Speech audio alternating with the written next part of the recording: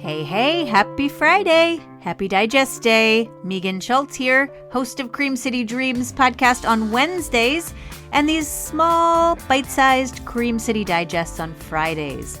I hope you're digging this season of joy, listening to all the women who are bringing joy to our city. And you know what's bringing me joy is this detox I'm on, this social media detox in the month of June. And I thought that maybe sharing my experience with this might inspire some of you to pay attention to your attention, where you put it, who you give it to, and really being more intentional about living in the present. And isn't that really what we're all just trying to do? Hey, hey, happy Friday, listeners. I have something special the next few weeks. I am bringing Thekla back. Thekla Brumder Ross, if you'll recall, was my guest for our mini season in May before I entered this social media detox. And we talked all about attention, all about how to reclaim it, how to notice where it goes, how we give it away, how to get it back.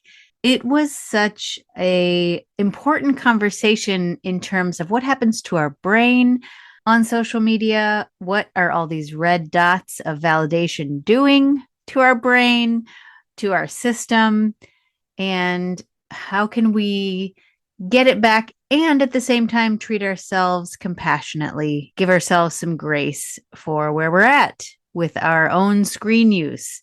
We talked about looking at our screen use before we even begin to look at our kids' screen use, which was the original reason I thought I would have Thekla on. But in fact, it turns out that looking at ourselves is pretty important. And so that's what we're going to be doing in these short and sweet digests for the next few weeks. We had a lovely long conversation, but I am cutting them into bite-sized pieces to share each Friday until the end of the month in case it helps you as you are navigating any kind of detox, whether it's full on or whether it's just limiting yourself or setting parameters for yourself that just lessen the time that you're on screen. So whatever it is you're doing, I hope these conversations continue to be helpful in your journey, and I hope you'll follow along. All right, with that, I'm going to drop right into this first episode with Thekla. Thekla, you're back. Welcome. Thank you. So glad to be here. Yes. I love being with you. Yes, I am so excited. I feel like this is like if I was calling May the mini series, this is like the mini series because these are just short and sweet little mini episodes for the next couple Fridays or the Fridays in July. And I have been talking a lot about me. So I've been spending the Fridays reflecting on how it's going for me, how being off social media has felt. And I would love to turn it on you a little bit and just talk about how it's been going for you, how your summer has gone in relation to, you know, the socials and the tech time and stuff that we talked about. And I know you're already, for listeners who may not have caught that series, please go back and listen to it. It is evergreen and it is up. But we know that you weren't on Facebook or Instagram to begin with. So I'm curious, maybe just talk a little bit about what changed for you or what you were attempting to change over the summer and how it's going. Yeah, great question. First of all, it's been so fun. This conversation is so fun and it's igniting so much in our community. So thank you so much, Cream City Dreams, for making this all possible. Just to say, I was on Facebook and Instagram at a point in my life. I went off in the pandemic. And I went off, as folks who may have not listened, and as Megan said, go back and listen. They're really fun episodes. I'm a clinical psychologist and specialize in addiction medicine and self-compassion and altruism. And in the pandemic, I noticed that my daughter was starting to be very intrigued by Instagram and watching me scroll and scroll. And because I'm a clinician, I know the data. I know all of the terrible data about what Instagram and Facebook and social media is doing, particularly to young girls. And so I said, if I'm going to ask her to change her behavior around this tool, then I need to change it for myself first. Model the behavior you want to see within your children. And so I went off really for her. honestly. And if I'm going to raise my hand, sometimes it's easier to change your behavior for someone else as opposed to Mm, for yourself. So I changed it for her and for her future and for her friends and for all the other girls in the community. And then I noticed the positive impact on my well-being. And so mm, then I stayed off. And here I am. And so you asked about my summer. Well, because of my background and because of where we are in the world, I'm actually in process, and you've heard me probably mention this on the pod, of writing a book on this very concept. mm, How do we be in relationship with our technology, with our social media? We're going to have it for the rest of our lives. We're going to have to learn how to live with it. We're going to have AI. We're going to have all these other things.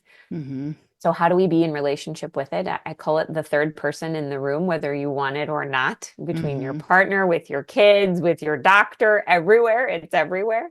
Yeah. So how do we live in balance with it? And that's what the book is about. I have a co-author who's from the tech industry and has been deeply embedded in it. So it has multiple perspectives, and it really takes a digital harm reduction approach. So it's not all or nothing. It's that we all exist on this continuum of use, and how do we consciously engage with it and in it. So what I've been working on this summer is getting it out of my head and into my life. So how do I talk about it with my family and my friends and my community? So I've gotten really curious about verbalizing my own bad habits or good habits with my family and my friends and asking for feedback. Like you very well did, Megan. You brought your kids on. I don't know if you folks have heard that in the previous episode. She brought her kids on. It was amazing. Great feedback from her kids about her tech use. So I've asked Mhm, my kids, I've asked my husband. He and I had great conversation about what he's noticed about me and my behavior and how it's rubbed off on him. I mm, recently heard a reflection from my brother-in-law talking about his news detox for 30 days and what that was doing and what spaciousness it created for him to join another community, to be connected to other people in a more meaningful way around books he wants to read. And personally, what it's personally done for me is I am hyper attuned to every single time I pick up my phone. Like, mm, really, what is my purpose? And even just to carry it around, Megan. So I mhm, have noticed that I may not even like pick it up to look at it or to do something with it, but I'm carrying it from room to room or from bag to bag or from car to house or and it's just constantly attached to me. And so I'm mhm, really exploring like, when can I just leave it and not have to bring it with me everywhere? So that's one area because I've noticed I carry it even if I'm not engaged with it, number one. Number two, folks who've been on the pod know that I'm pretty religious in the morning about not accessing it, but my nighttime behaviors had a lot of room for improvement. So I've been working on being conscious of when I'm going back to work and engaging mm, with technology at night versus really getting bored, letting my mind stare off into space, looking at nature, staring out the window, being in connection and community with friends and family as much as possible. The summer here in Wisconsin is a great time to do that. So it's a great opportunity to practice that. And just noticing how I feel different when I'm on tech or on my phone or on TV and Netflix versus in conversation or in community. And the last thing I'll just say is I'm a behaviorist at heart. And so I'm always thinking about like, how do I sustain these good behaviors and healthy habits? mm, And for folks who are listening, there are kind of three important components to changing your behavior. It's knowledge, skills, and confidence. And so hopefully for folks who've been listening, we've helped with gain a little knowledge and some skills as we've talked about this. But confidence is only built, it's not an innate quality. You aren't born with it. You're not more confident than somebody else. It's built through practice. So mhm, I've just been trying to practice as much as possible in my life and get imperfect and messy and make mistakes and keep practicing in order to really get better at finding out how I want to be in relationship with my phone. And social for me is LinkedIn, so for work. And so that's my social that I have to balance. And mm, thanks to Megan, I have spent significantly less hours on LinkedIn in the past month, and it has felt joyous. right. I was reminded of that JOMO, the joy of missing out. And it's real. That is just as real as FOMO, for sure. So yeah, that's where I've been. And feel free if you questions, feedback, if you want to hear about the messy middles or the really hard moments. I'm happy to share them. Yeah. Well, I'm just curious, you talk about the confidence coming from practice. And I remember when I was in my counseling degree, learning very much about the self-esteem and that same thing, that self-esteem isn't just something that people get by being told, oh, you're so great, you're so great, you're so great. No, it comes from doing the things that make you feel good, right? So that practice that you're talking about. And I'm just wondering if there are like specifics that you could share of things that you have noticed that have changed or that you've done differently Hmm. since our conversations. Yeah. Number one, I have within the first half hour of getting up in the morning, I've been journaling. Mm-hmm. Pencil and paper, not technology. Mm-hmm. It is life transformative for me. I can't even tell you the amazing way that it has lets me release negative energy, anxiety, tension before the day even begins. And again, I pencil and paper, so there's no tech between me and that first 30 minutes.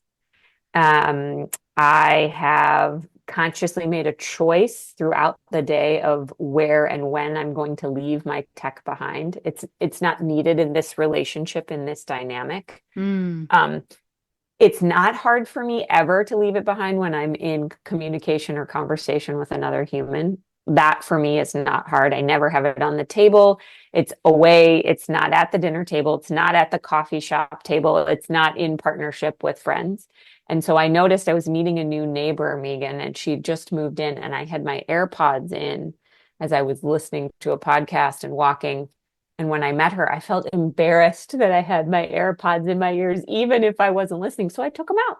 I took them Mm. out and I said, hold Mm-hmm. on, let me just take these out. I really want to be present in this communication with you. So I'm being intentional about not just what I'm doing, but what I'm saying, like what I'm saying to people and to my kids. I Mm. say to my kids, I want to be really present for this conversation. Can I put my phone away so I can be really present? So I'm verbalizing like what I want to see for myself. And Yeah. then I'd say the last thing is I'm practicing non-judgment of others. So, a lot of you and I started this conversation being like, all is welcome. We're not judging you. We're just going on this curious journey together. Um, I'm not judging other people's interactions with their tech. I'm actually learning from it. So tell me what is it about social media that enhances your well-being in your life?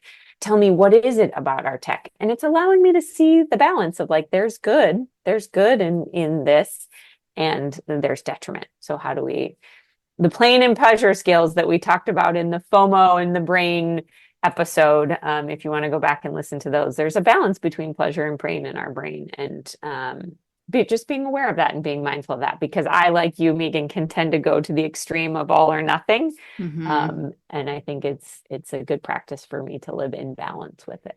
Yes. Yeah. For all of us. For all of us. Yeah. And it's hard. That judgment part piece of it is it is easy to say, oh no, this is a judgment free zone, but and then to have those whisperings. So to just be aware even of those judgments as they come, I think is important as well. And Yeah.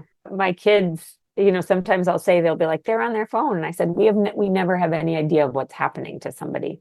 Maybe they're on their phone to communicate because they've experienced a loss and they really need to reach out to somebody on social that they haven't talked to. We never know what's happening in people's life. Don't make assumptions, right? mm-hmm. So Yeah. everybody's doing what the best they can.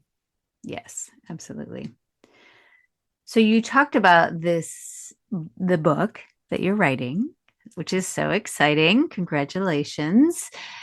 Has this experience added to or changed direction of or given you ideas for what you want to write about? Or is the book finished and you just where are you at there? Oh, beautiful question. First of all, I never ever set out to write a book in my life.